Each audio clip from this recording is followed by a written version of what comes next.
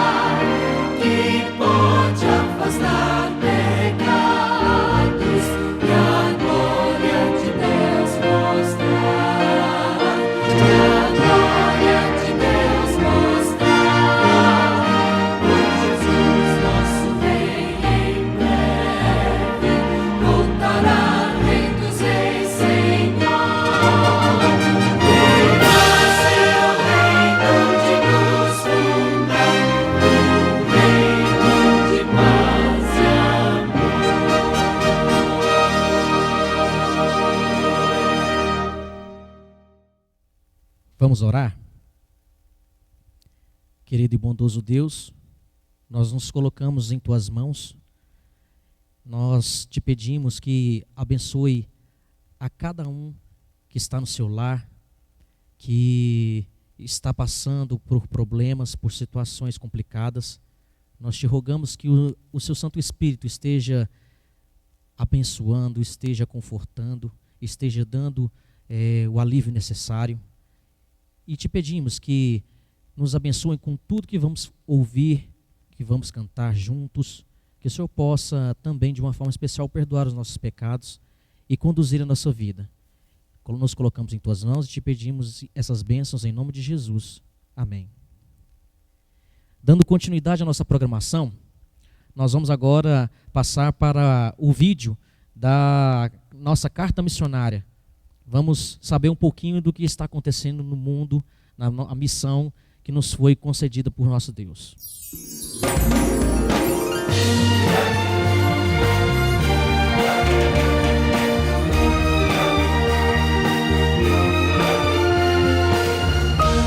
Informativo Mundial das Missões. Lições em meio ao sofrimento. Axel Domingues nasceu na região sul de Portugal e na juventude achava que Deus era apenas uma fábula. Ele até chegou a frequentar uma igreja e orou pela cura de um câncer de sua mãe, mas ela acabou falecendo. Por isso ele deixou de ir à igreja e passou a beber e usar drogas na época que entrou na universidade. Axel também se envolveu com o satanismo, mas logo começou a temer os maus espíritos. Foi então que um amigo seu ateu foi batizado. O amigo explicou que leu a Bíblia e começou a acreditar nela. E isso mexeu com Axel. Axel percebeu que se existiam maus espíritos, existia também um poder superior do bem. E por isso ele buscou a Deus. Ele começou a ler a Bíblia, orar, e logo ouviu uma voz divina dizendo: abandone seus vícios. Axel desejou largar sua vida desregrada, mas então uma voz maligna falou: o que você está fazendo? Ele entendeu que algo muito sério estava acontecendo, e por isso largou os vícios e se dedicou à leitura da Bíblia. Axel compreendeu que Deus nunca abandonou a humanidade, e sua fé foi aumentando cada dia mais. Os meses se passaram, ele se mudou para a Irlanda, e lá encontrou no YouTube um vídeo de um pregador adventista. A mensagem falava sobre o sábado como dia sagrado de Deus, e Axel percebeu que a mensagem era verdadeira. Então ele pesquisou e encontrou uma igreja adventista em Dublin. Passou a frequentar ela e logo foi batizado. Logo que fui batizado, entendi que o sofrimento que eu tive no passado não era a culpa de Deus, mas era a culpa do pecado e das minhas más escolhas. Hoje Axel tem um casamento feliz com a brasileira Joana e eles amam dar estudos bíblicos. Em 2017, a sua oferta missionária ajudou a construir uma igreja e um centro comunitário em Dublin, na Irlanda. Estamos muito agradecidos pelas suas ofertas missionárias em 2017. Obrigado. Parte da oferta deste trimestre irá ajudar a estabelecer uma igreja em Nova Belgrado, Sérvia. Sejamos liberais.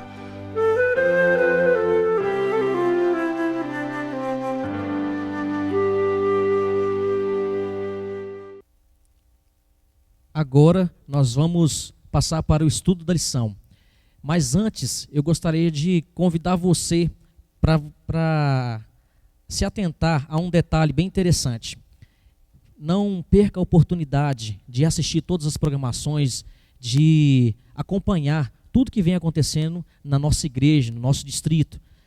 Eu queria que você entrasse no YouTube, depois que você assistir essa programação, no nosso canal Adventistas Novo Mundo Sede, e faça a sua inscrição. É muito simples, é só entrar no link que está disponibilizado tanto no grupo do WhatsApp ou no YouTube diretamente. Você pode colocar lá Adventista Novo Mundo Sede e clicar e fazer a inscrição. É muito simples, muito fácil. Faça a inscrição porque nós precisamos atualizar e para ficar de uma forma mais tranquila, mais saudável, de você assistir a programação. E quando você ativa o sininho, você recebe as mensagens das quais já fala sobre a programação, para você ficar atento e estar recebendo esse alerta. O título da lição dessa semana é A Bíblia e as Profecias. O verso para memorizar é: ele me disse, até 2.300 tardes e manhãs, e o santuário será purificado. Daniel 8:14. E agora acompanhe o estudo da nossa lição com o nosso irmão Francisco e com o nosso pastor Renato. Olá, um feliz sábado a todos. É sempre uma alegria muito grande nós estarmos na casa do Senhor. E ainda mais agora, depois dessa pandemia, a gente ainda não matou a saudade da igreja, né? Sábado passado nós tivemos culto, mas ainda estamos com muita saudade. E é muito bom estar aqui na igreja. E eu entendo você que está aí em casa também, que você está ansioso para poder estar conosco, mas saiba que o Senhor está aí com você. E nós estamos felizes aqui nessa escola sabatina, porque hoje nós temos aqui um convidado especial. Eu acredito que ele já é conhecido de todos, é uma pessoa muito querida, né? Ouvi falar muito bem, né, do irmão Francisco, e eu gostaria, né, de dizer, irmão Francisco, o senhor é muito bem-vindo aqui. Sempre que o senhor quiser aparecer, estar conosco, será uma alegria, tá, tê-lo com a gente. Tá bom? Que Deus te use nesse momento tão especial para compartilhar a lição conosco. E eu gostaria de fazer uma oração para a gente iniciar o estudo. Vamos ficar em pé? Oremos. Querido e maravilhoso Deus, a nossa gratidão, Senhor, por tantas coisas boas que o Senhor tem feito por nós. Nós estamos felizes por nos encontrarmos na tua casa, estamos felizes pela presença do irmão Francisco aqui conosco, o teu servo, a quem o Senhor escolheu para repartir a lição da Escola Sabatina conosco. O irmão Francisco tem sido um servo fiel, tem se dedicado ao teu trabalho, Senhor, e o Senhor tem abençoado a família dele. E agora ele vai repartir um pouco dessas bênçãos conosco por meio da explanação da lição. Abençoe cada aluno dessa escola, abençoe a todos aqueles que estão assistindo. Nós oramos, pedimos que o Senhor fale por meio do teu Espírito Santo. Nós rogamos em nome de Jesus. Amém. Irmão Francisco, que Deus te use, tá, como tem usado até aqui. Muito obrigado, pastor Renato. Deus também abençoe o senhor e toda a sua família, viu? Muito obrigado. Muito bem, nós queremos mais uma vez desejar a todos vocês a paz de Deus no coração de todos vocês. Me sinto muito feliz em poder estar aqui novamente nesse distrito, onde aqui participamos por mais de 10 anos juntos, e aqui especialmente na igreja aqui da sede do Novo Mundo. Tenho aqui bons amigos e para mim é uma alegria quando eu venho aqui e rever os nossos queridos. Que Deus nos abençoe. Vamos recapitular a lição. Tenho certeza que todos se deliciaram nessa semana com essa lição esplêndida, né? Sobre as profecias, a Bíblia e as profecias. Interessante, eu fiquei assim analisando como que Deus ele está na direção de todas as coisas, né? Deus está no controle de todas as coisas. Veja só, no trimestre passado estudamos uma lição totalmente de profecia, né? O livro de Daniel. E agora estamos aqui novamente estudando profecias dentro de um cenário que nós estamos vivendo aí, o cenário mundial, provando para nós que o fim chegou, né? Não tem mais para onde correr. Nós estamos vendo que as profecias estão se cumprindo. Até pessoas que não estudam Bíblia sabem que alguma coisa está para acontecer. De uma hora para outra, esse mundo virou de cabeça para baixo, né? Trazendo grandes preocupações, grandes ansiedades para muitas pessoas. E vendo aqui nessa semana, nós estudamos sobre as profecias, a Bíblia e as profecias. Nós vamos aqui, assim, em algumas rápidas palavras, recapitular com vocês o que nós estudamos. Basicamente, nós estudamos ali 2 profecias lá no livro de Daniel, né, que é aquela profecia bastante conhecida, que é Daniel 2, da estátua de Nabucodonosor, e caminhamos também ali no livro de Daniel, capítulo 7, capítulo 8 e capítulo 9, onde também estudamos a profecia das 2.300 tardes e manhãs. Agora, os irmãos têm notado que tem muita coisa puxando para a gente estudar as profecias, muita coisa está nos puxando para isso. Por exemplo, na Bíblia 30% do que tem na Bíblia é teor profético, 30% que tem na Bíblia é profecia. E por quê? Por que a gente tem que estudar as profecias? Por que nós temos que estar atentos? Agora é o tempo, irmão. Se tem um tempo para a gente estudar a profecia, é agora. Chegou o tempo. Eu assinalei aqui pelo menos umas 3 necessidades por que nós devemos estudar as profecias. Primeiro, lá em Provérbios, no capítulo 29, versículo 18, fala que não havendo profecia, o povo se corrompe. Então, por isso que é necessário a igreja de Deus estudar as profecias, os irmãos estudarem a profecia. 2 Crônicas 20 e 20 também diz: crede nos seus profetas e prosperareis. Se você quer ter prosperidade em todos os setores da sua vida, você quer ter prosperidade na sua vida espiritual, que é o mais importante, então estude as profecias. E Nos Oséias 4:6 também fala, né, que nós devemos crer nos seus profetas e devemos crer nas profecias. O verso para memorizar que nós estudamos é lá em Daniel 8:14, onde diz: ele me disse, até 2.300 tardes e manhãs o santuário será purificado.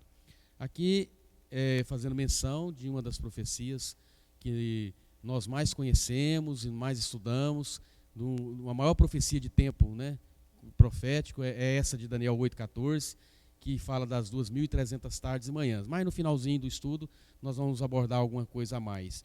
Irmãos, por que é necessário a gente dedicar aos estudos da profecia? Porque nós vimos aqui que nós vamos ver na história os cumprimentos das profecias. E isso é bastante interessante. Eu recordo quando eu me tornei adventista,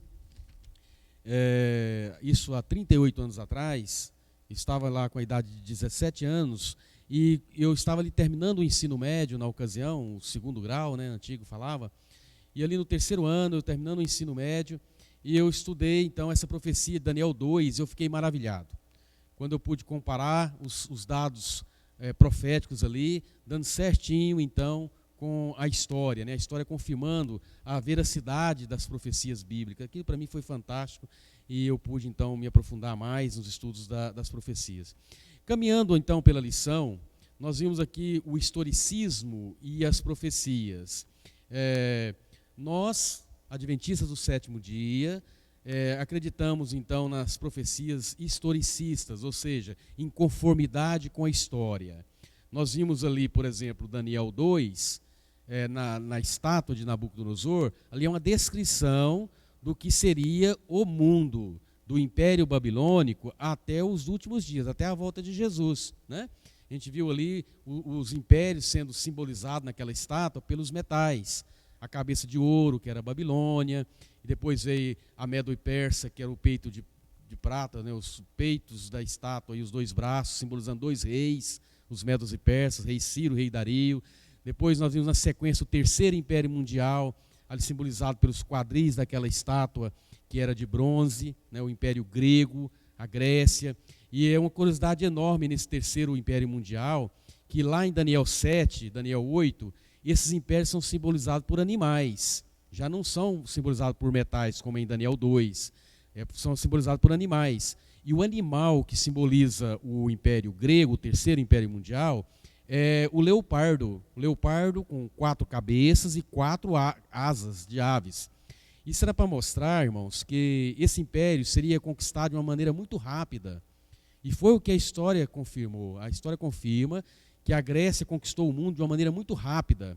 Como o leopardo é o animal mais rápido no mundo dos animais, e as asas para indicar velocidade, então esse império foi conquistado de forma muito rápida. A história confirma que Alexandre o Grande, que foi o primeiro imperador grego, o primeiro imperador mundial grego, ele com 22 anos de idade, ele já tinha conquistado o mundo. Com 22 anos de idade, ele se tornou o primeiro imperador mundial muito rápido. Só que ele morreu muito rápido também. Com a idade de 33 anos, morreu de tuberculose.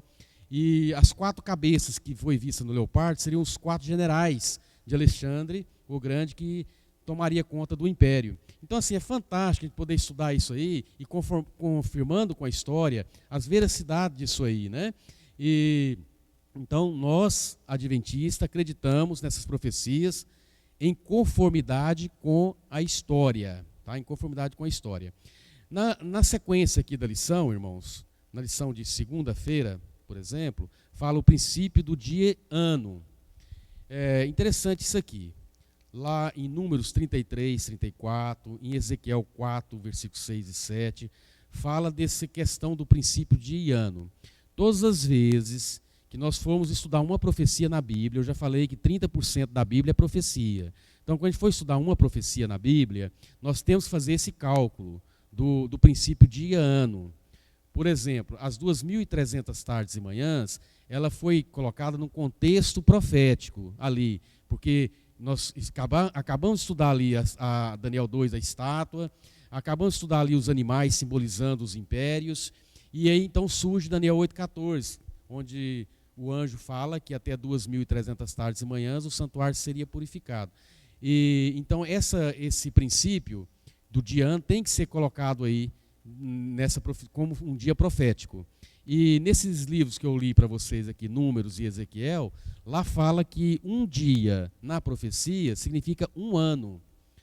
Aí você pode falar, mas Francisco, e lá fala tarde e manhã, mas lá na criação, lá também fala, houve tarde e manhã o primeiro dia, houve tarde e manhã o segundo dia. Não seria também isso aí profético, um ano, valendo um ano? Não, porque lá não falava em profecia, lá o relato, o texto, o contexto não é profético, é literal. Então aí é tarde e manhã, um dia mesmo, 24 horas, os dias da criação. Diferente aqui dessa profecia das 2.300 tardes e manhãs, que aqui é de modo figurado. Só assim, passando um pouquinho, porque na realidade a gente não tem tempo aqui para discorrer toda a lição como deve ser, isso os irmãos vão fazer isso em casa, né, quando estiver estudando em casa, que vai ter tempo suficiente, mas só discorrendo assim um pouquinho, essa profecia das 2.300 tardes e manhãs, ela teve início com o início de uma outra profecia que está dentro desse contexto, que são as 70 semanas que foi determinada para o povo judeu. Essas 70 semanas, fazendo o princípio dia-ano, também dá 490 anos. E ele começaria com o decreto do rei Artaxerxes, que se deu no ano 457 a.C. Pronto, então nós já sabemos que o tempo do povo judeu seria 490 anos, começando o ano 457, que levaria até o ano 34 da nossa época. Então esse foi o tempo que Deus deu para o povo judeu. No ano 34, Estevão foi apedrejado, e ali foi o marco que deixou que ali não teria mais a salvação por nação. Do ano 34 em diante seria a salvação individual, não teria mais o povo de Deus, Israel, como era considerado até então. E o início da profecia das 2.300 tardes da manhã também, ele dá início nessa data, no ano 457 a.C. E aí, queridos, é muito interessante, nós não vamos ter condição aqui de explicar os detalhes dessa profecia, mas para mim também é uma das profecias assim, fantásticas, que eu mais admiro, pela a exatidão dos acontecimentos, né?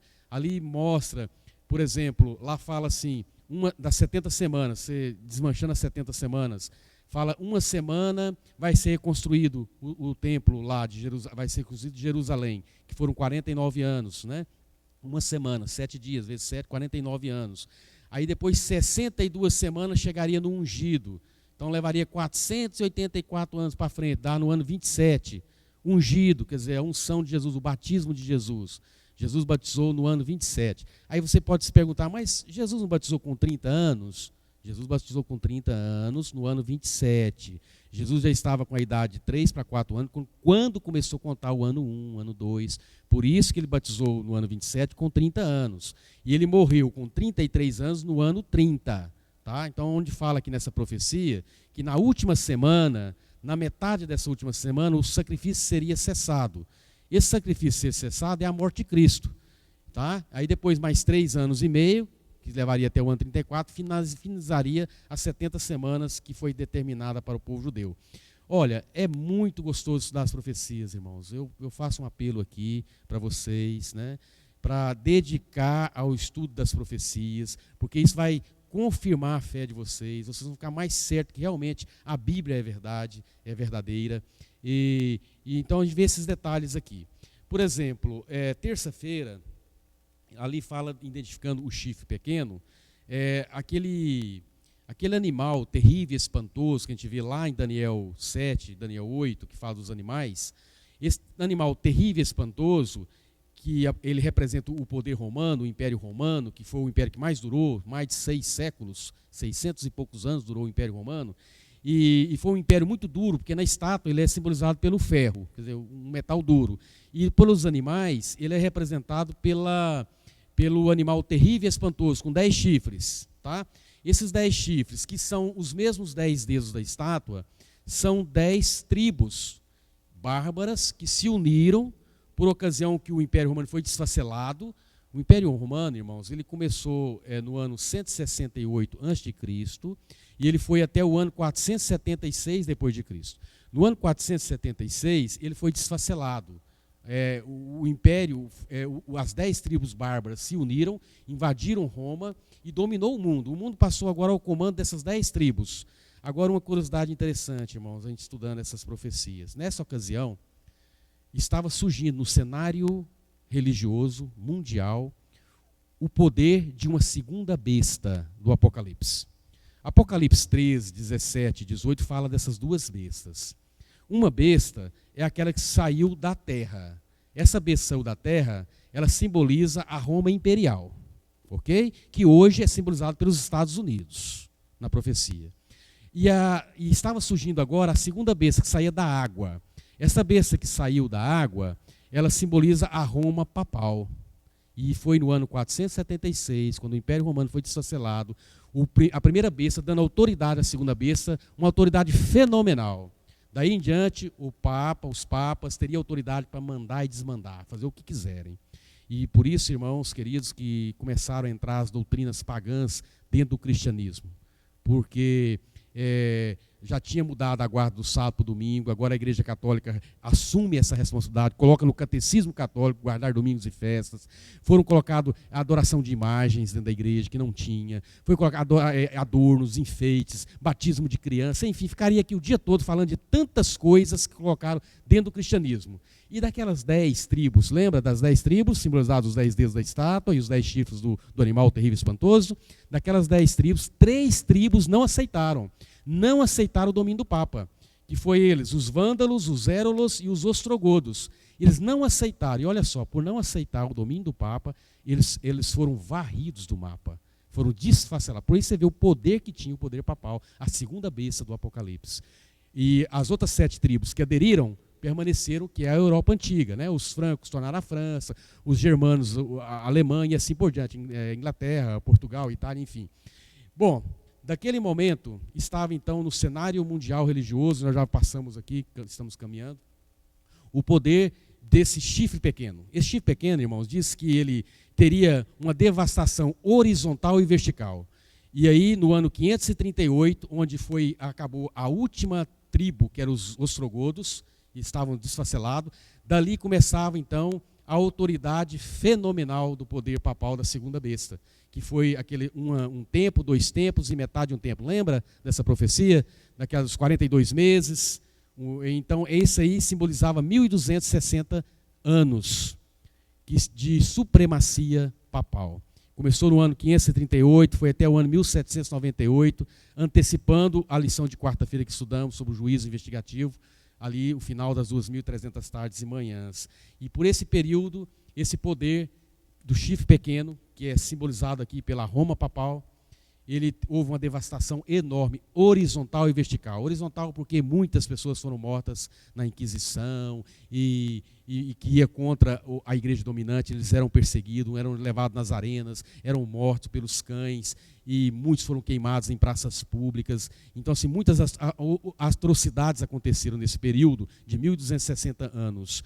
E também no poder vertical é que ele atingiria também o céu, esse chifre pequeno. E a gente viu aqui que esse poder do chifre pequeno, simbolizado pela Roma papal, ele quis então falar palavras contra o Altíssimo, né? Se engrandeceu até o príncipe do exército, lá em Daniel, usurpou a função de Jesus, substituindo a figura de Jesus. A pessoa podia chegar e confessar pecados para o sacerdote, coisa que não existia. A gente confessa pecado diretamente para Jesus. E assim, tanta coisa que aconteceu, a mudança dos tempos e da lei. Olha só, o tempo, o dia muda de um pôr do sol ao pôr do sol, aí passaram a mudar o dia da meia-noite para meia-noite. Isso aí coisas que veio do paganismo, aonde que no meio da noite vai mudar um dia. E mudou também a lei de Deus. Tirou o 4º mandamento ali, colocou a guarda do domingo no lugar do sábado, tirou o 2º mandamento da adoração de imagens e dividiu o 10º mandamento em 2. Então foi uma grande destruição em nível desse chifre pequeno, desse poder papal, em nível horizontal e vertical. Mas, queridos, nós já estamos caminhando aqui para o final da nossa recapitulação. O estudo é tão maravilhoso, tão gostoso, que dá vontade de ficar o dia todo falando sobre profecia. Porque é fantástico quando a gente estuda essas profecias e vê a exatidão do que aconteceu. Mas quarta-feira, por exemplo, fala do juízo investigativo. Ali mostra o período em que cumpriu as 2.300 tardes e manhãs. os mileritas, eles entenderam errado essa profecia. Eles acreditavam que o santuário seria purificado aqui na terra. E quando então cumpriu os 2.300 tardes de manhã, que foi no dia 22 de outubro de 1844, aí então Jesus voltaria para purificar essa terra. Só que eles erraram com respeito ao acontecimento. Estavam certos com respeito às datas, realmente cumpriu no dia 22 de outubro de 1844, só que não era a volta de Jesus. Jesus estaria passando do lugar santo para o lugar santíssimo, lá no santuário celestial. Era esse o evento, e foi o que aconteceu. Jesus deixou as suas vestes sacerdotais, assumiu a veste do sumo sacerdote, adentrou-se no segundo compartimento do santuário celestial e está lá até hoje. Do dia 22 de outubro de 1844 até os nossos dias, exercendo esse ministério de intercessão. E sabemos que quando chegar ao final desse juízo investigativo, então virá para buscar os seus escolhidos. Fantástico. A lição de quinta-feira fala da tipologia, né, como profeta. Então nós vimos ali que lições lá do Êxodo, quanto a Israel, que estava ali no deserto, ali 40 anos vagando para rumo a Canaã terrestre. Isso é para mostrar que nós também estaremos aqui nesse mundo vagando, mas em rumo a Canaã celestial. Então, assim, umas profecias tipolizando, né, pondo um tipo de Jesus. Por exemplo, aqui tem alguns versículos que fala sobre isso. Lá em Mateus, Mateus 12, 40, que Jonas ele ficaria 3 dias e 3 noites no ventre de um peixe. E assim também Jesus ficaria 3 dias no ventre da terra, no caso, na sepultura, né? Ali nós vimos outras profecias se cumprindo. Eu vou só aqui para caminhar, para a gente já chegar ao final, onde fala que João Batista estava lá no Rio Jordão, batizando. Quando ele viu Jesus se aproximando, ele disse: eis aí o Cordeiro de Deus que tira o pecado do mundo. Quer dizer, tudo estava voltado para Jesus, tudo. Ele era a tipologia de todas as profecias. Jesus é a tipologia de todas as profecias. Tudo se converte em Jesus. E encerrando aqui, sexta-feira, nós vimos aqui, eu gostaria só de ler isso aqui na lição, para fazer um pequeno comentário. Diz que é crucial que a cena do juízo, em Daniel 7, que ocorre após os 1.260 anos de perseguição, representa o mesmo que a purificação do santuário. E essa cena de juízo do céu leva uma última análise ao estabelecimento do reino de Deus. Por isso, temos uma evidência bíblica da importância que a Bíblia dá a Daniel 8,14 e ao evento que esse texto anuncia. Irmãos queridos, eu faço aqui um apelo a todos vocês. Se chegou um tempo para nós estudarmos as profecias, esse tempo é agora. Nós vimos aí o cenário do mundo, né? De uma hora para outra o mundo virou de cabeça para baixo. Trazendo para nós momentos para a gente fazer reflexão que Jesus está voltando. Segundo os estudiosos da Bíblia, eu gosto muito de assistir, de ouvir Michelson Borges, gosto muito de ouvir Rodrigo Silva, Dr. Rodrigo Silva, Leandro Quadros. São pessoas inteligentíssimas que eu considero na nossa igreja, no mundo, no momento atual. E eles, segundo os estudos que eles fizeram, estamos caminhando aí para um decreto dominical muito em breve, irmãos. Só para encerrar, eu quero dizer que o Papa ele tinha uma reunião marcada agora em maio com os líderes mundiais das nações. Foi adiado para outubro por causa dessa pandemia. Agora imagine a força que o Papa vai para essa reunião, trazendo um argumento de que o mundo ganhou pelas pessoas ter ficado em casa, a natureza ganhou. Então é necessário ter um dia na semana como decreto para descansar, para que a pessoa não saia. E qual o dia que vai ser esse? Qual o dia que vai ser que vocês acham? É o domingo, né? Lógico. Pode ser, irmãos, que isso não aconteça agora em outubro. Pode ser. Mas vai acontecer um dia. O decreto dominical, os nossos bens vão ser confiscados, está na profecia, não vão ter que sair das cidades, vai vir a grande perseguição. É necessário que tudo isso aconteça para que Jesus venha e nós recebamos o galardão nas mãos dele. Que Deus abençoe a cada um de vocês, que vocês se deliciem cada vez mais estudando as profecias da Bíblia. Amém.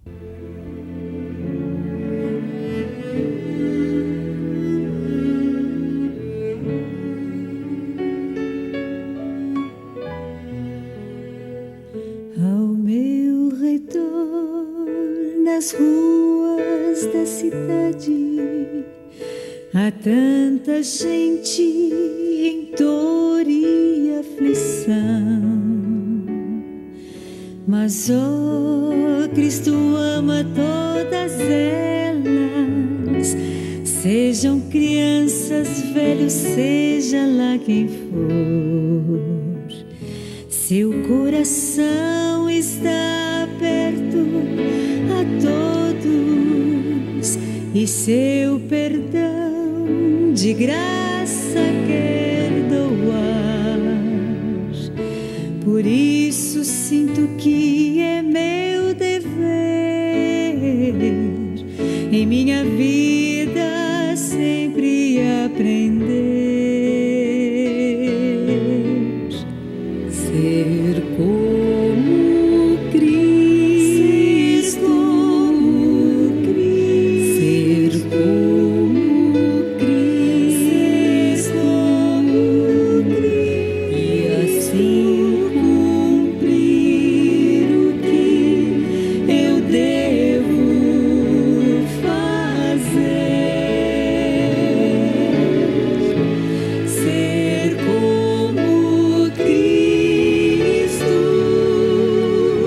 ser como Cristo, que possam todos ver a Cristo em nós.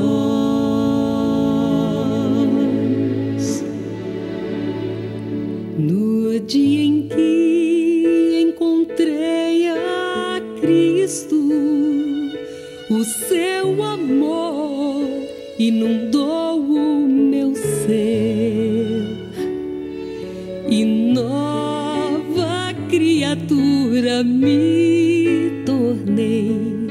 A minha vida Ele completou, e agora neste mundo escuro tenho a missão de só brilhar a luz que Ele deixou, e pela sua misericórdia quero ser e sempre aprender. Ser como Cristo, ser como Cristo, ser como Cristo, e assim cumprir o que eu devo fazer. Ser como Cristo, ser como Cristo, e cumprirei o meu dever se fizer o seu querer, que possam todos ver a Cristo em nós.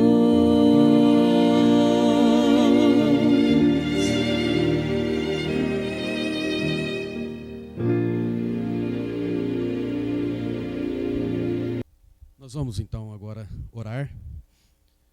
Querido Deus e bom Pai, mais uma vez recorremos a Ti em oração para agradecer os momentos que passamos aqui, recapitulando a lição, que esses ensinamentos possam fazer diferença na nossa vida, que todos sintam a necessidade de buscar mais o conhecimento profético, se preparar porque Jesus está voltando. Abençoe esta igreja, esse distrito aqui do Novo Mundo, o pastor Renato, o pastor Tobias, o pastor Gilvan, todos os líderes desse distrito, que têm a sua orientação e as suas bênçãos para conduzir essas ovelhas. Nós oramos agradecidos em nome de Jesus. Amém.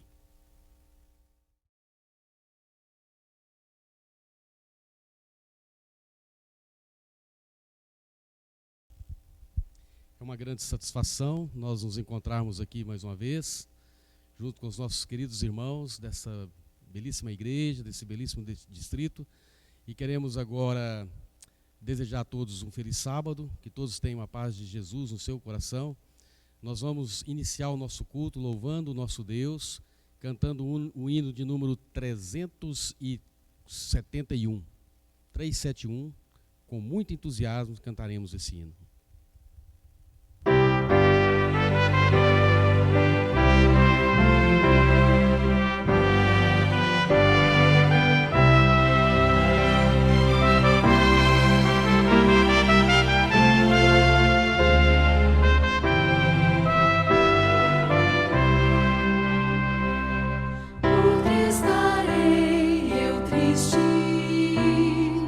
Porque na treva andar,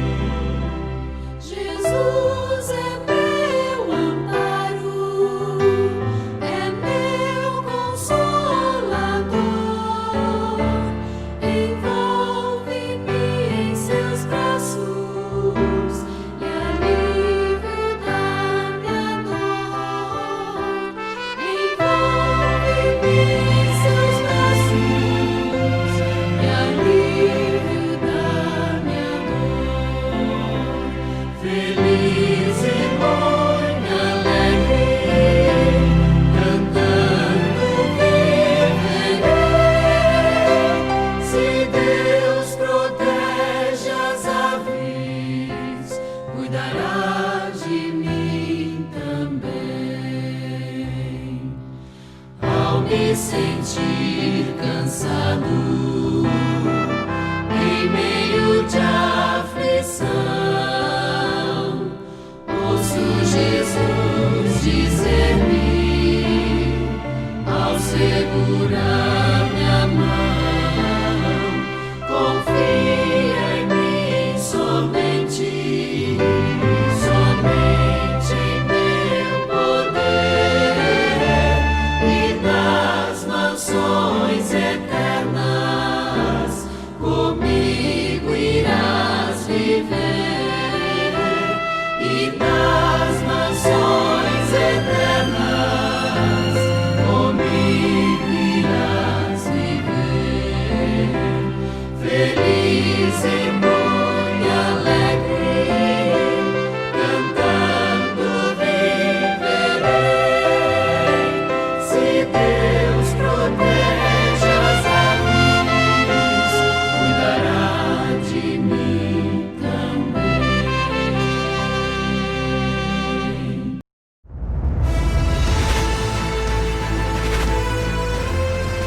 Provai e vede. História de hoje: resposta no lixo.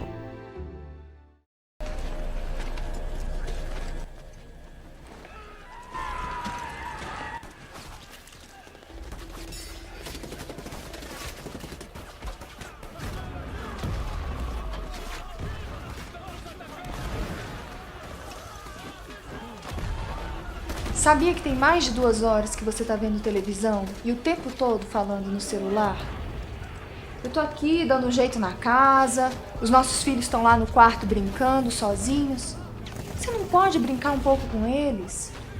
Você passa a semana inteira no trabalho, chega à noite, os meninos já estão dormindo. Quando é domingo, que você tem mais tempo, que você pode ficar com eles, você não sai do celular e assiste filme o dia inteiro. É como se eu e as crianças, nós não existíssemos na sua vida. Eu sei que a gente está vivendo uma crise. Mas você não precisa descontar isso nos nossos filhos. Eu não estou descontando nada em ninguém. Será que eu não posso ter um momento de paz nessa casa?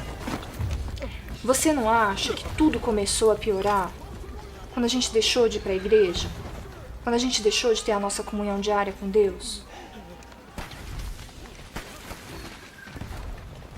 Sei que também tenho culpa nessa história. Nós não oramos mais nessa casa. Tem um tempão que a gente nem compra a lição da escola sabatina. É essa paz que você quer ter? Dá um tempo, vai. Não quero falar sobre isso agora. Posso terminar de ver meu filme?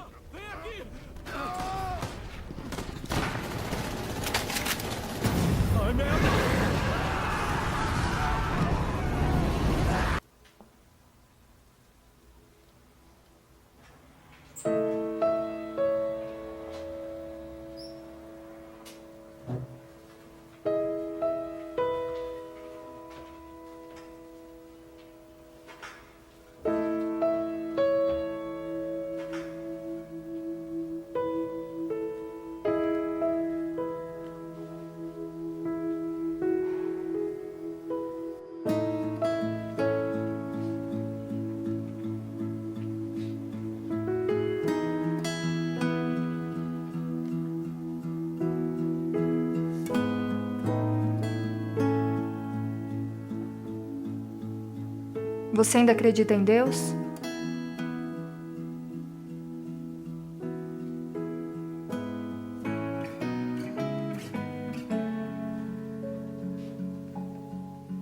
Você tem vontade de consertar tudo que está de ruim na nossa vida?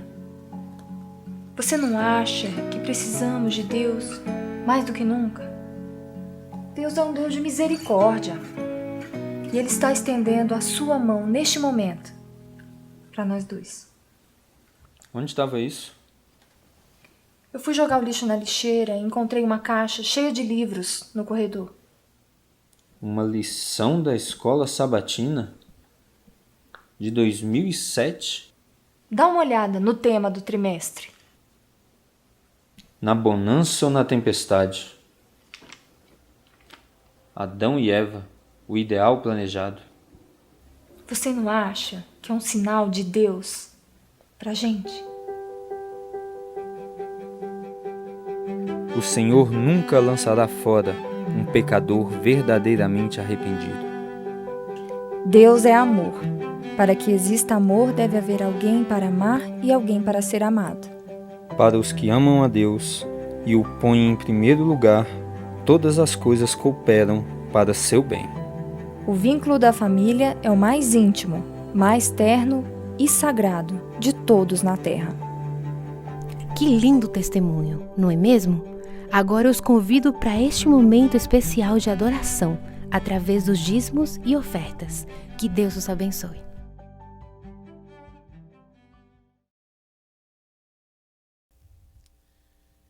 Agora nós vamos ter um momento de oração. Convidamos a todos a voltar seus pensamentos ao Senhor enquanto nós dirigimos aqui uma oração. Querido Deus e bom Pai, te agradecemos por todas as bênçãos e o cuidado que o Senhor tem tido conosco. Diante de tanto sofrimento, tantas tristezas, o Senhor tem preservado a cada um de nós, tem nos protegido. Queremos te agradecer por isso. Agora vamos louvar o teu nome através de um culto. Pedimos a tua aprovação, a tua direção e a tua presença conosco na vida de cada um dos teus filhos nesse distrito. Nós oramos em nome de Jesus. Bom dia, meus queridos. Que bom nós estarmos juntos participando neste sábado do culto distrital da Igreja do Jardim Novo Mundo. Muito bem, nós estamos vivendo um período atípico aí de pandemia, todo mundo preocupado com a quarentena, se protegendo, não é verdade? E nós gostaríamos de conversar um pouco hoje também sobre uma quarentena. Essa foi uma quarentena especial, porque com essa quarentena foi possível que nós tivéssemos acesso à salvação. Estou me referindo à quarentena que Jesus passou. E o relato que eu gostaria de convidá-los para que pudessem abrir as suas Bíblias está no livro de Mateus, no capítulo 4. Muito bem. Ao longo de toda a história, desde a criação deste mundo e a criação do ser humano, e após o conflito cósmico e Satanás ter sido expulso com seus anjos lá do céu, ele tem procurado usar diversas estratégias para desviar-nos no caminho de Deus. Então, desde essa sua expulsão, qual é o seu objetivo? É fazer com que nós possamos sempre desviar ou nos impedir de estarmos olhando para cima, para as coisas que nos elevam e que nos santificam.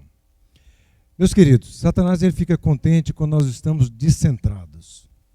Nós estamos com os nossos olhares fixos para baixo, sempre preocupados com coisas efêmeras e passageiras e perecíveis aqui neste mundo. E foi isso também que Satanás ele procurou fazer com Jesus. Meus queridos, o diabo ele sempre ataca nos momentos de maior fraqueza, pois é quando nós estamos mais propensos a falhar. Jesus, meus queridos, desde o seu nascimento, ele esteve sob a direção do Espírito Santo em todas as etapas da sua vida. Mas especialmente ali no batismo, por ocasião quando ele recebeu o Espírito Santo e foi confirmado ali aquele momento, ele recebeu uma rica medida de sabedoria e habilidade para poder cumprir a missão. Jesus, meus queridos, ele era guiado passo a passo pela vontade do Pai.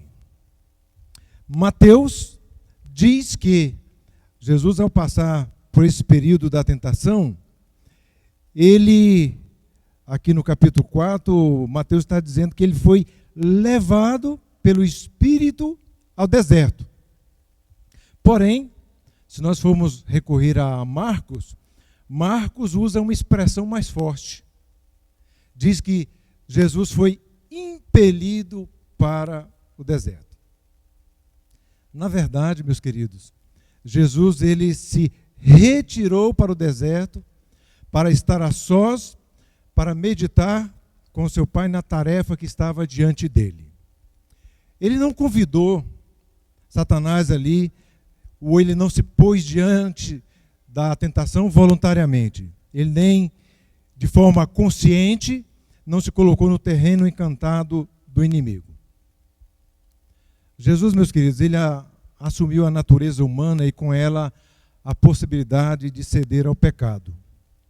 Ele tinha que enfrentar os perigos da vida comum que cada um de nós, como seres humanos, passamos e enfrentamos no dia a dia. Ele tinha que combater o combate como cada um de nós. Ele estava sujeito ao risco de fracasso e também da ruína eterna.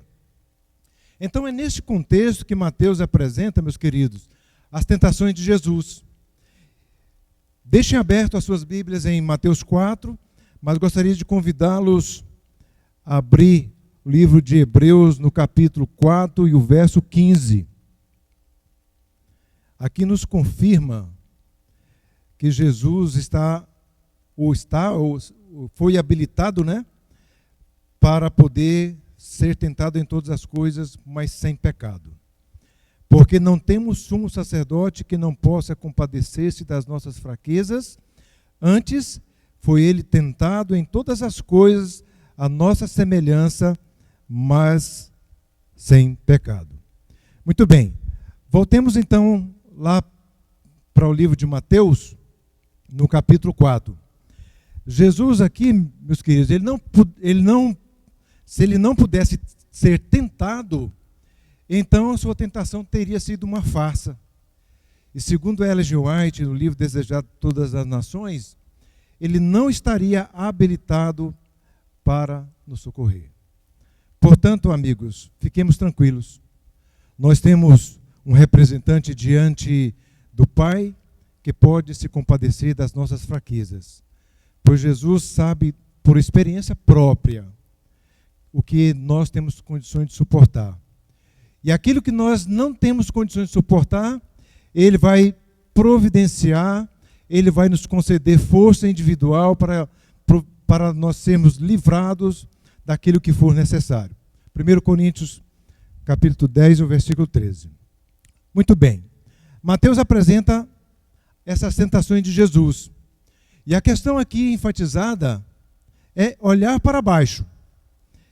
Porém, Deus nos faz um convite para que nós possamos olhar para cima. É onde justamente nós devemos concentrar os nossos pensamentos. Mas como é que Jesus enfrentou as tentações? De que maneira? Usando a palavra de Deus. Da mesma forma, meus queridos, Satanás se aproxima de cada um de nós, tentando fazer com que nós possamos acreditar, ou não acreditar, né? Melhor dizendo, nas verdades claras da palavra de Deus. Apenas aquele cuja fé, como a de Jesus, se apoia firmemente no que está escrito, será capaz de poder resistir aos enganos do diabo. Então Jesus entrou nessa quarentena.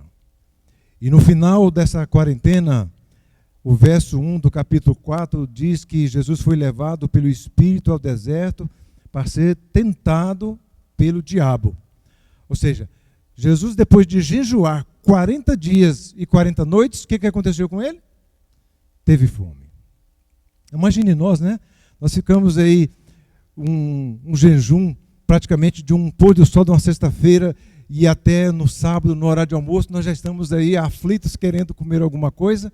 Imagine Jesus passou 40 dias e 40 noites ali. Ellen White, no livro Desejado de Todas as Nações, páginas 118 e 137, declara: de fato, Jesus, meus queridos, ele parecia mais como um ser humano pronto para morrer do que como filho de Deus. Então, Satanás sabe que, ao tentar a natureza física do homem, ele tem mais probabilidade de êxito. Então, na primeira tentação, tá, qual foi o caminho ou a estratégia usada pelo inimigo, usada por Satanás? Foi o apelo do apetite. Essa foi a base do ataque aberto de Satanás ao Filho de Deus. E então, Satanás, com um insolente desprezo, ele se dirige a Jesus. E a gente olha aqui no verso 3, diz que então o tentador, aproximando-se, lhe disse: se és filho de Deus, manda que essas pedras se transformem em pães. Ora, aqui ele já, logo de cara, ele colocou em dúvida que Jesus era verdadeiramente o Filho de Deus. E ele diz: se tu és realmente o Filho de Deus, manda que essas pedras se transformem em pães. Então, a dúvida, ele estava procurando colocar ali naquele momento, para ver se Jesus realmente aceitaria ali aquele desafio de transformar aquelas pedras em pães. Ora, essa proposta de Satanás estava insinuando que Deus, o seu Pai, era cruel ao deixar sozinho o seu filho a sofrer com fome. Ainda mais quando isso era totalmente desnecessário. Ele não precisava estar passando por aquilo, segundo ou de acordo com a argumentação de Satanás.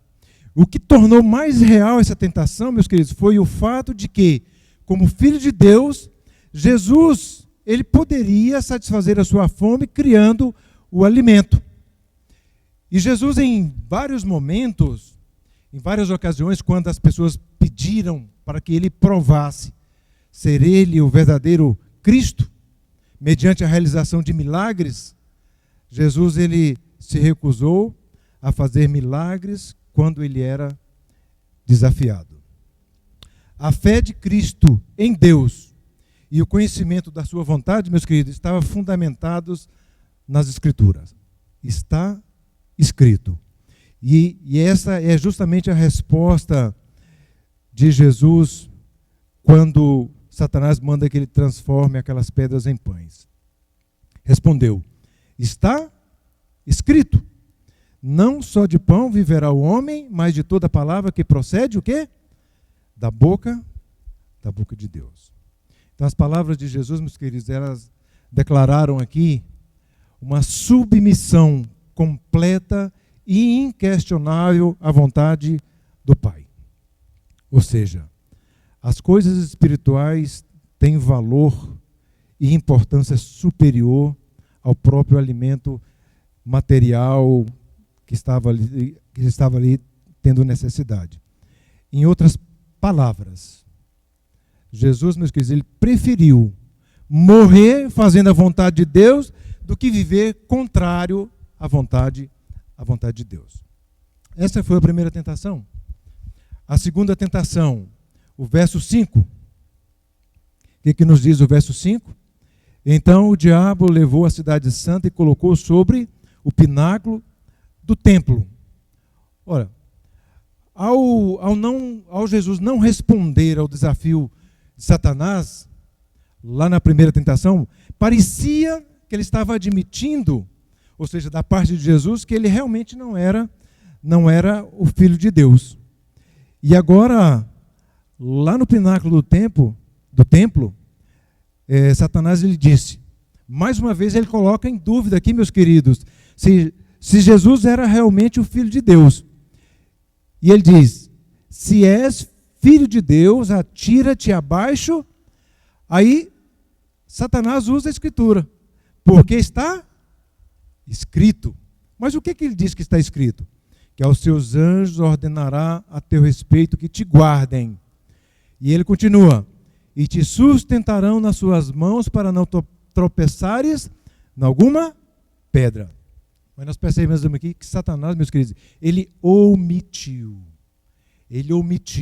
aqui uma parte do texto onde diz que ele ordenaria aos anjos a teu respeito que te guardem em todos os teus o quê? Caminhos. Então, a intenção do inimigo aqui, meus queridos, era obter de Jesus uma demonstração suprema e conclusiva de que ele era de fato o Filho de Deus. Atira-te abaixo. Então Satanás ele manipulou a palavra de Deus, ele interpretou e aplicou de forma errada a passagem. Então, de alguma forma, estava parecendo que ele estava aprovando uma conduta pecaminosa, ou seja, quando ele distorcia o sentido da palavra de forma enganosa. E esse texto aqui era justamente a citação do texto de Salmos 91, 11, 12, fora, na verdade, do seu contexto. E então, Jesus, ele responde para ele o quê? No verso 7? Também está escrito, não tentarás o Senhor teu Deus. Então, meus queridos, nós podemos observar que Jesus estava fundamentado na palavra de Deus. Ele usou as Escrituras para poder, ali naquele momento, dar uma resposta precisa e certa ao inimigo. E na terceira tentação, Satanás levou Cristo a um monte muito alto. Ellen White diz no Desejado de Todas as Nações, página 129, que Satanás, meus queridos, ele colocou de lado o seu disfarce de anjo dos reinos de glória e se apresentou diante de Cristo no papel de príncipe deste mundo. Nós vemos que ali agora ele mostrou todos os reinos desse mundo e a sua glória. A Bíblia não fala desse monte, mas a gente lendo, a gente deve entender pela Bíblia que seja o mesmo monte ali a qual Moisés foi levado, o Monte Nebo, dali foi mostrado para ele toda a Canaã, e ele viu tudo aquilo daquela terra prometida, Então tudo leva a crer também que o monte para o qual Satanás levou a Cristo foi o Monte Nebo, e ele usou ali, mostrando que todo aquele reino, todas as coisas lhe pertencia. Ou seja, pelo menos parecia que tudo lhe pertencia. E ele poderia conceder a ele se ele fizesse alguma coisa tão insignificante, praticamente nada.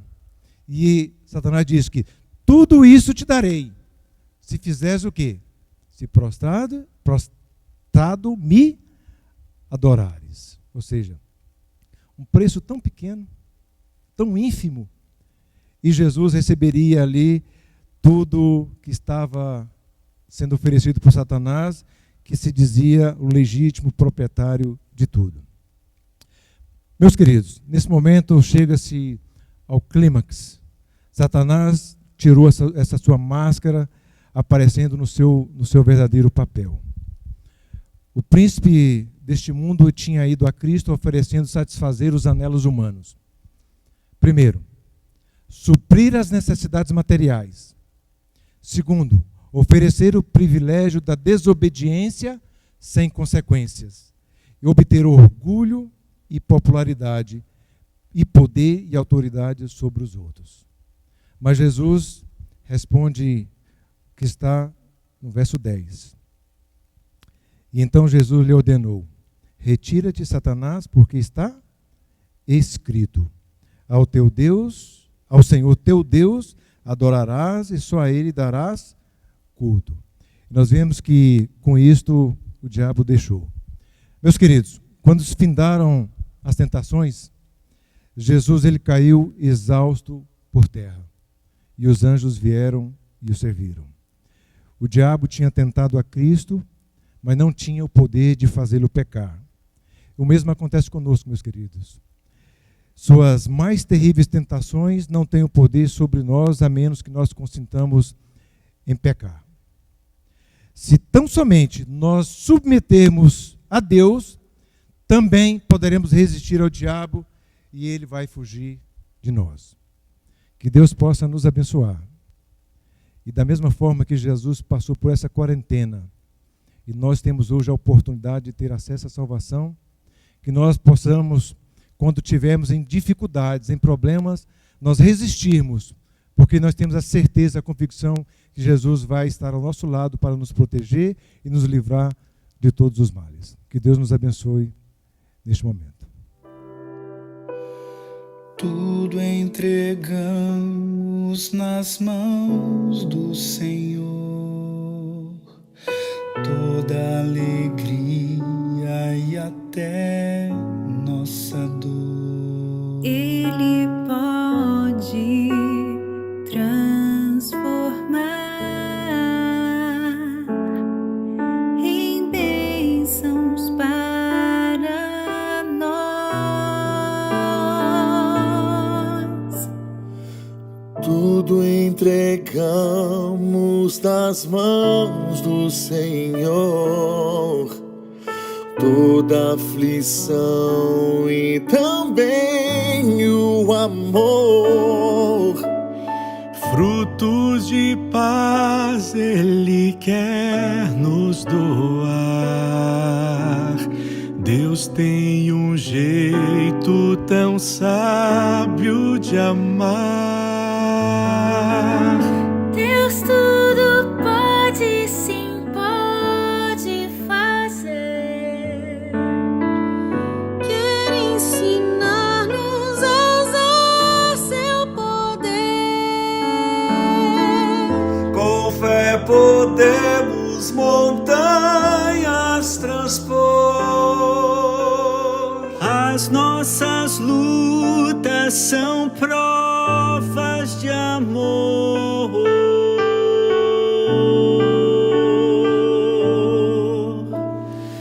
Tudo entregamos nas mãos do Senhor, mesmo os problemas que trazem pavor, Ele pode transformar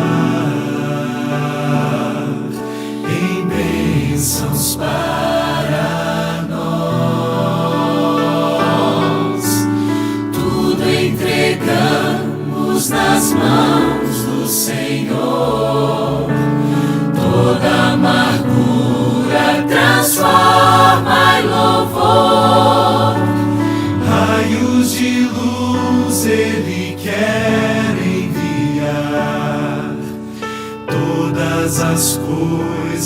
irá revelar.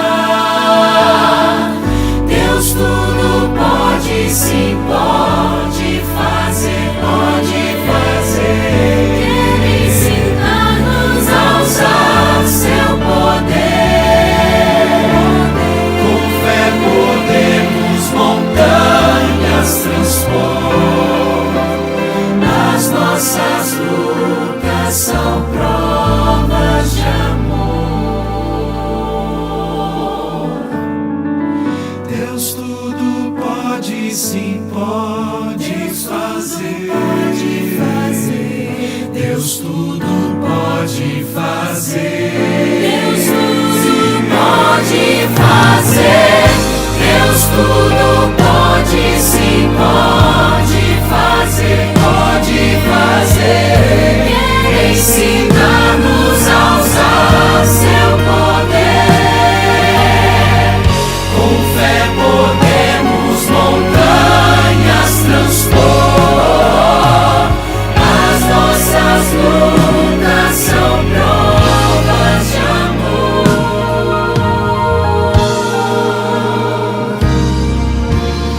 Tudo entregamos nas mãos do Senhor. Deus tudo, toda alegria e até nossa dor Ele pode transformar em bênçãos para nós.